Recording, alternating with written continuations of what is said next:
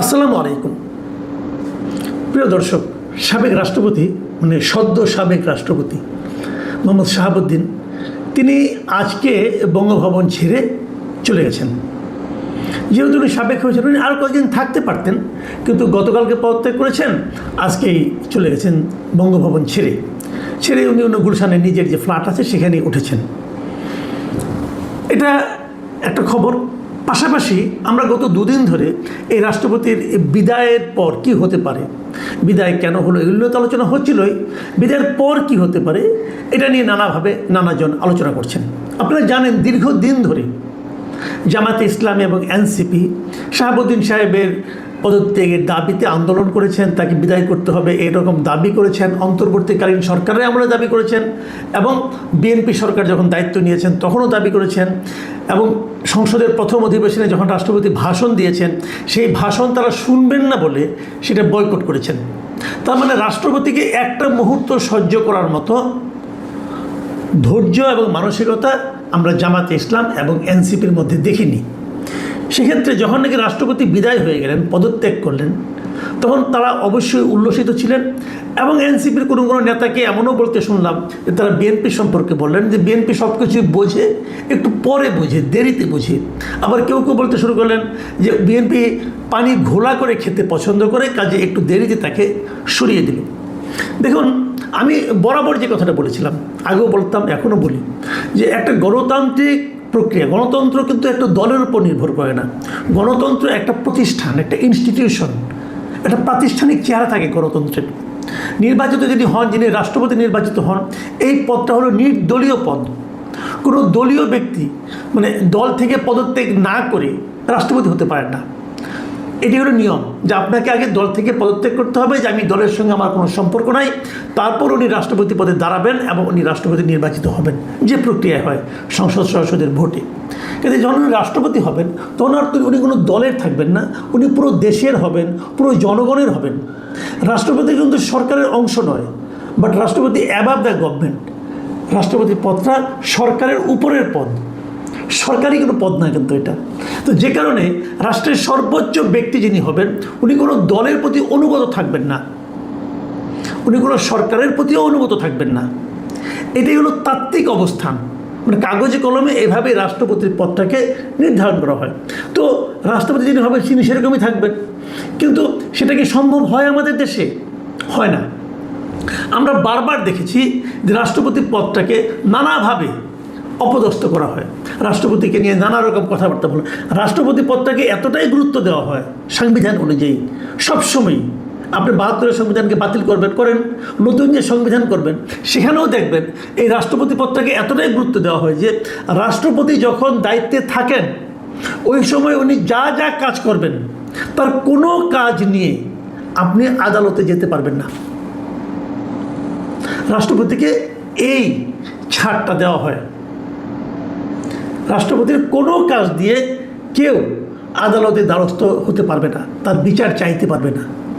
সেটাকে আমরা মানি, আমরা প্রতিনিয়ত এটাকে লঙ্ঘন করি, এবং লঙ্ঘন করার মাধ্যমে আমরা এক ধরনের গণতন্ত্র খুঁজি। আমরা বলার চেষ্টা করি যে এটাই নাকি প্রকৃত গণতন্ত্র। এরকম দৃশ্য আমরা দেখেছি, এর আগেও দেখেছি। আপনাদের নিশ্চয়ই মনে আছে যে অন্তর্বর্তীকালীন সরকারের সময় এই রাষ্ট্রপতিকে অপসারণের জন্য এই হাসনাত আবদুল্লাহরা ওনারা রাষ্ট্রপতি বঙ্গভবনের সামনে গিয়েছিল, আন্দোলন করেছিল তাকে সরিয়ে দেবে। অভিযোগ ছিল উনি স্বৈরাচারের ফ্যাসিস্টের দোসর এই হিসাবে। হতেও পারে, অবশ্যই উনি শেখ হাসিনার সরকার দ্বারাই নির্বাচিত ছিলেন, শেখ হাসিনার পক্ষে লোকই ছিলেন। কিন্তু একটা কথা মাথায় রাখবেন, অন্তর্বর্তীকালীন সরকার কিন্তু নিজেদেরকে সবসময় দাবি করত যে তারা একটা সাংবিধানিক সরকার, তারা সংবিধান অনুযায়ী চলছে। এখন এই সাংবিধানিক সরকারের যাত্রাকে অব্যাহত রাখার জন্য যদি রাষ্ট্রপতির সহযোগিতা না পাওয়া যেত তাহলে কিন্তু আসলে সমস্যা হতো। যেমন ধরুন, শেখ হাসিনার বিদায়, উনি পদত্যাগ করেছেন কি করেননি, সংসদ ভেঙে দেওয়া, নতুন করে একটা অন্তর্বর্তীকালীন সরকার গঠন করা, এই সবই কিন্তু রাষ্ট্রপতির হাত দিয়ে হয়েছে। এবং তারপরে যে নির্বাচনটা হলো, এই নির্বাচন করা এবং তার আগে অন্তর্বর্তীকালীন সরকারের আমলে ১৩৩টা অধ্যাদেশ জারি করা, এই সবগুলি কিন্তু রাষ্ট্রপতির দ্বারা হয়েছে অথবা রাষ্ট্রপতির নামে হয়েছে। তো এগুলি কোনোটা করার ক্ষেত্রে কিন্তু উনি অন্তর্বর্তীকালীন সরকারের কোনো সিদ্ধান্তে উনি কিন্তু কোনো ধরনের বিরোধিতা করেননি। করলে পারতেন, অন্ততপক্ষে ডিলেতে করতে পারতেন, উনি কিছুই করেননি। সবগুলি মেনে নিয়েছেন এবং নির্বাচন হতে দিয়েছেন। নির্বাচনের পর নতুন সরকারকে শপথ নেওয়ানো এবং সংসদ শুরু করে দেওয়া, এই সবগুলি কাজ উনি যখন যে সরকার ছিল তাদের মতো করেই করেছেন। তার মানে সংবিধানে রাষ্ট্রপতিকে যে দায়িত্বটা দেওয়া হয়েছে যে উনি প্রধানমন্ত্রীর পরামর্শ অনুযায়ী সব কাজ করবেন, উনি তাই করেছেন। প্রধানমন্ত্রী অথবা প্রধান উপদেষ্টা ওদের পরামর্শ অনুযায়ী উনি সব কাজ করেছেন। তাহলে বিরোধটা কোথায়, কোন জায়গাটা করেননি? কেন ওনার উপর আপনারা ক্ষিপ্ত হলেন? ক্ষিপ্ত হলেন এ কারণে যে উনি হাসিনার আমলে রাষ্ট্রপতি নির্বাচিত হয়েছিলেন। এটা হতে পারে উনি বলতে পারতেন, হয়তো বলা হচ্ছে যখন শেখ হাসিনা আপনার জুলাইয়ে আন্দোলনের সময় নির্বিচারে হত্যা করেছে, সেই সময় উনি কেন বাধা দেননি। কিন্তু প্রশ্ন হলো, ওনার কি বাধা দেওয়ার মতো কোনো সাংবিধানিক ক্ষমতা ছিল কি না? এটা ভাবুন আপনারা।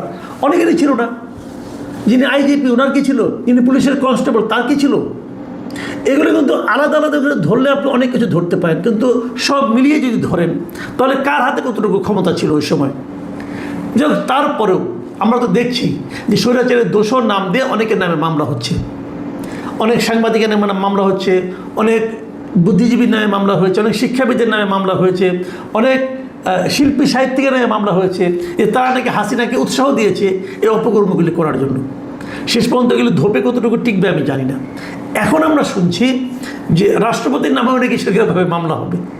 এখন প্রশ্ন হচ্ছে সেই মামলাগুলো কতটুকু গ্রহণযোগ্য হবে? ওই যে আমি একটু আগে বললাম যে যতদিন উনি রাষ্ট্রপতি থাকবেন ওই সময়ে উনি যা যা কিছু করবেন সে ব্যাপারে আপনি কোনো আদালতের দ্বারস্থ হতে পারবেন না। এটা আমাদের সংবিধানের 51 অনুচ্ছেদে এই জিনিসটা স্পষ্ট করে বলা আছে। আপনি যদি খুঁজেন যে 51 অনুচ্ছেদে আসলে কি আছে, সেখানে আপনারা দেখবেন এই জিনিসটাই। সেখানে স্পষ্ট করে বলা হয়েছে যে রাষ্ট্রপতি যখন তার কার্যভার পালনকালে বা কার্যভার পালনের উদ্দেশ্যে সম্পাদিত বা সম্পাদন করিয়াছেন বলিয়া অভিপ্রেত কোনো কার্য সম্পর্কে কোনো আদালতের নিকট জবাবদিহি করিতে বাধ্য হইবেন না। মানে যখন উনি রাষ্ট্রপতি ছিলেন এই সময়ের কোনো কাজ নিয়ে আপনি তাকে প্রশ্ন করতে পারবেন না। তাহলে ওনাকে আপনি দোষরটা বলবেন কীভাবে? রাষ্ট্রপতি হওয়ার আগের কাজ দিয়ে হতে পারে, সেটাও হতে পারে। রাষ্ট্রপতি হওয়ার আগে উনি যা কাজ করেছেন সেটা নিয়ে আপনি অবশ্যই মামলা করতে পারেন। তাহলে সেটা এতদিনও তো করতে পারতেন, এতদিন তো করেননি। তো যাই হোক, এখন কী হবে? এর মধ্যে আমরা শুনলাম যে রাষ্ট্রপতি উনি বলেছেন যে এই যে বর্তমান সরকার অমুক তমুক যেগুলো হয়েছে এটা তো আসলে উনিই করেছেন, এবং সেই হিসেবে উনি বলেছেন যে আমি তো প্রাউড ফিল করি যে আমি এই নির্বাচনটা দিয়েছি, আমি অন্তর্বর্তীকালীন সরকার করে দিয়েছি, কাজে আমি তো মনে করি আমি প্রাউড ফিল করি। তো উনি আসলে প্রাউড ফিল করতে পারেন কিনা সেটা নিয়েও কিন্তু নানা ধরনের বিতর্ক তৈরি হতে পারে। কিন্তু আমরা বাস্তবতা যেটা, আমি বাস্তবতা একটু ফিরে আসি তারপরে বলি আপনাদেরকে। বাস্তবতাটা হলো ওনাকে পদত্যাগ করতে হয়েছে। উনি যাদেরকে নির্বাচন দিয়েছেন, নির্বাচনের মধ্যে যারা নির্বাচিত হয়েছেন তাদের সঙ্গেও কিন্তু 5 মাস ছিলেন। বিএনপির সঙ্গে 5 মাস বিএনপির মতো করেই ছিলেন। মানে বিএনপির একজন রাষ্ট্রপতি হলে, বিএনপি যদি দলীয় কোনো লোকের রাষ্ট্রপতি নির্বাচন করতেন তাহলে তিনি যে আচরণটা করতেন, আমার ধারণা শাহাবুদ্দিন সাহেব তার চেয়েও বেশি কিছু করে বিএনপির নিকটস্থ হওয়ার জন্য চেষ্টাও করেছেন। কিন্তু তাতেও শেষ রক্ষা হয়নি, ওনাকে চলে যেতে হচ্ছে। এবং এতেও অনেকে অবাক হননি, আমি নিজেও অবাক হয়নি। কারণ আমি যদিও ধারণা করেছিলাম হয়তো বা ওনাকে ওনার মেয়াদ পর্যন্ত থাকতে দেওয়া হবে, সেটা হয়নি। এতে আমি অবাক হয়নি কেন? এই কারণে আমি বলি আপনাদেরকে, বাংলাদেশের ইতিহাসে এ পর্যন্ত যত রাষ্ট্রপতি হয়েছে মেয়াদ পূর্ণ করতে না দেওয়ার ইতিহাস কিন্তু বিএনপিরই বেশি। আমাদের অনেক রাষ্ট্রপতি যারা মেয়াদ পূর্ণ করতে পারেননি, তারা কেউ নিহত হয়েছেন অথবা অভ্যুত্থানের মাধ্যমে গেছেন। আমি আপনি যদি উদাহরণ দিয়ে বলি, আমি আপনাদের কয়েকজন রাষ্ট্রপতির কথা বলি তাহলে আপনারা ব্যাপারটা আরও ক্লিয়ারলি বুঝতে পারবেন। যেমন ধরুন, আমরা ধরি একদম প্রথম থেকে আমাদের প্রথম রাষ্ট্রপতি ছিলেন কে? বঙ্গবন্ধু শেখ মুজিবুর রহমান। উনি প্রথম এক দফা ছিলেন 71 এপ্রিল যে মুজিবনগর সরকারের আমল থেকে শুরু করে 72 জানুয়ারি পর্যন্ত, মাত্র 1 বছরের মতো ছিলেন, 1 বছর 2 মাসের মতো। তারপরে আপনার 1 বছর না, 8 মাসের মতো ছিলেন, 8 মাস 26 দিন ছিলেন। তারপরে তো উনি দেশে আসলেন, এসে উনি আরেকজন রাষ্ট্রপতি বানালেন, আবু সাইদ চৌধুরীকে বানালেন। এর আগে সৈয়দ নজরুল ইসলামও কিন্তু কিছুদিন রাষ্ট্রপতি ছিলেন, ভারপ্রাপ্ত রাষ্ট্রপতি ছিলেন। উনিও কিন্তু ওনার মেয়াদ পূর্ণ করতে পারেননি। আমাদের দেশের রাষ্ট্রপতি মেয়াদ হলো 5 বছর। আবু সাইদ চৌধুরী তিনিও পূরণ করতে পারেন, তিনি 1 বছর 11 মাস 12 দিন ছিলেন। তারপরে এসেছিলেন মোহাম্মদুল্লাহ, এক ভদ্রলোক ছিলেন, এক অদ্ভুত লোক। একে নিয়ে বলতে গেলে একটা আলাদা একটা এপিসোডই করা যায় যে কেমন রাষ্ট্রপতি ছিলেন। উনি রাষ্ট্রপতি থেকে চলে যাওয়ার পরে এমপি ইলেকশনও করেছিলেন। যাই হোক, উনি ছিলেন মাত্র 1 বছর 1 মাস 1 দিন। তারপরে আবার যে 75 জানুয়ারিতে আবার বঙ্গবন্ধু শেখ মুজিবুর রহমান রাষ্ট্রপতি হয়েছিলেন। উনি ছিলেন মাত্র 6 মাস 21 দিন, তারপরে তো উনি নিহত হইলেন। তার মানে উনিও কিন্তু ওনার মেয়াদ পূর্ণ করতে পারেননি।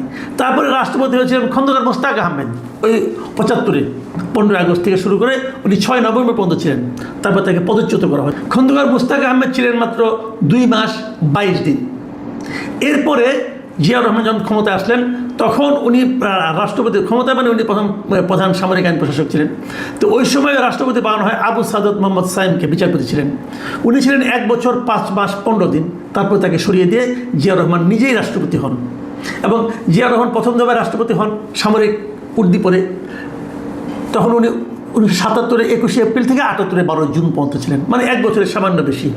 আবার তারপরে দ্বিতীয় দফায় নির্বাচিত হিসাবে উনি 1978-এর জুন থেকে 81 সালের 30 মে পর্যন্ত ছিলেন, মৃত্যুর আগ পর্যন্ত। এখন সেখানে হলো আপনার আপনি 3 বছরের মতো। তার মানে উনিও কিন্তু ওনার মেয়াদ পূর্ণ করতে পারেননি। জিয়াউর রহমানের মৃত্যুর পর রাষ্ট্রপতি হন আব্দুল সাত্তার। এই সাত্তার সাহেব 1 বছর পূর্ণ করতে পারেননি, উনি 9 মাস 24 দিন ছিলেন। তারপর তো এরশাদ সাহেব সেটা ক্ষমতা দখল করলেন। এরশাদ সাহেব ক্ষমতা দখল করে রাষ্ট্রপতি বানালেন আফম আহসানুদ্দিন চৌধুরীকে, উনিও বিচারপতি ছিলেন। উনি ছিলেন মাত্র 1 বছর 8 মাস 13 দিন। তারপর তাকে সরিয়ে দিয়ে এরশাদ সাহেব দায়িত্ব নিলেন। এরশাদ সাহেব তখন দায়িত্ব নিয়ে প্রথম দফায় উনি ছিলেন 3 বছরের মতো, 3 বছরে একটু কম। তারপরে নির্বাচিত হলেন, প্রথম তো সামরিক উর্দি পরে রাষ্ট্রপতি হয়েছেন। তারপরে উনি নির্বাচিত হলেন, হয়ে এবার 1986 সালের অক্টোবর থেকে 1990 সালের ডিসেম্বর পর্যন্ত ছিলেন, মানে 4 বছরের মতো ছিলেন। তার মানে উনিও কিন্তু শেষে মেয়াদ পূর্ণ করতে পারেন নাই, গণ অভ্যুত্থানে ওনার পতন ঘটেছিল। এরপর রাষ্ট্রপতি ছিল অল্প দিনের জন্য শাহাবুদ্দিন আহমেদ, অন্তর্বর্তীকালীন সরকার, ওটা বাদ রাখলাম। তারপরে বিএনপি ক্ষমতায় আসার পর রাষ্ট্রপতি হলেন আব্দুর রহমান বিশ্বাস। এই ভদ্রলোক প্রথমবারের মতো পূর্ণ মেয়াদে তার দায়িত্ব পালন করতে পেরেছেন। উনি একদম 5 বছর 1 দিন ছিলেন রাষ্ট্রপতি দায়িত্বে, মানে 5 বছরের চেয়ে 1 দিন বেশি ছিলেন উনি। তারপরে আওয়ামী লীগ ক্ষমতা আসলো, আওয়ামী লীগ এসে শাহাবুদ্দিন আহমেদ সাহেবকে বানালেন বিচারপতি। শাহাবুদ্দিন আহমেদ উনি পুরো 5 বছর ছিলেন, 5 বছর 1 মাস ছিলেন। বিচারপতি শাহাবুদ্দিন আহমেদ সাহেবের পরে বিএনপি যখন ক্ষমতায় এলেন 2001 সালে, তখন ওনারা রাষ্ট্রপতি বানালেন তাদের দলের একদম প্রতিষ্ঠাতা মহাসচিব যিনি ছিলেন ডক্টর AQM বদরুদ্দোজা চৌধুরীকে। উনি 2001 সালের 14 নভেম্বর দায়িত্ব নিলেন এবং ঠিক 7 মাস 7 দিনের মাথায় ওনাকে পদত্যাগ করতে হলো। এই প্রথম একজন সংসদীয় পদ্ধতিতে উনি পদত্যাগ করলেন, মানে উনি নিজে থেকে পদত্যাগ করলেন, কারণ ওনার দল ওনাকে তখন আর চাচ্ছিল না, ওনার দল ওনাকে বিশ্বাস করছিল না। বিচারপতি পদত্যাগ করার পর রাষ্ট্রপতি বানানো হলো ইয়াজউদ্দিন আহমেদ সাহেবকে। ইয়াজউদ্দিন আহমেদ সাহেব অমন হয় যে এই গণতান্ত্রিক প্রক্রিয়ার সবচেয়ে বেশি দিন রাষ্ট্রপতি ছিলেন। উনি রাষ্ট্রপতির দায়িত্ব পালন করেছেন 6 বছর 5 মাস 6 দিন। এতদিনের কারণে 5 বছর মেয়াদ শেষ হওয়ার পর তারপর অন্তর্বর্তীকালীন সরকার আসলো, এই যে সামরিক শাসন, সেনা সমর্থিত অন্তর্বর্তী সরকার, সে আমলে উনি ছিলেন।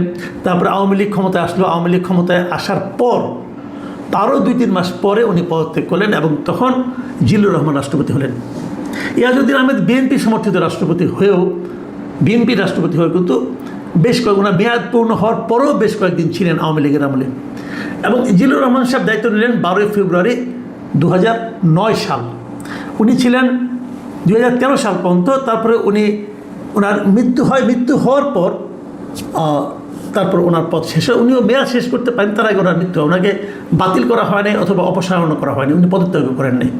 তারপরে আসেন আব্দুল হামিদ, অ্যাডভোকেট আব্দুল হামিদ। উনি ছিলেন সবচেয়ে বেশি সময়, 2 দফা উনি রাষ্ট্রপতি ছিলেন।